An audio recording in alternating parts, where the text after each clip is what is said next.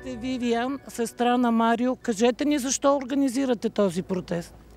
Организираме този протест, защото делото приключи с неизвестен извършител, а самата писта не е обезопасена, където брат ми почива.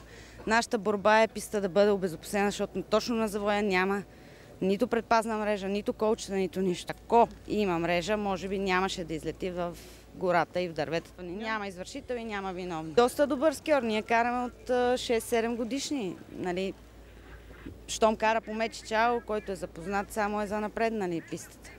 Но просто ако може да спаси друг човешки живот, това е нашата борба. И сме дошли да подкрепим близките им. Настоявате да се обезопаси пистата? Обязателно, да. Приятел, близък? Приятел, близък, отраснал е пред очите ми, още от малък го познавам. Били сме, присъствал в живота ми, откакто се е родил. Загубата е голяма. Голяма е, да.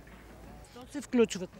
Включвам се, защото пистата не е обезопасена и не може така да се кара. Няма как така да се кара.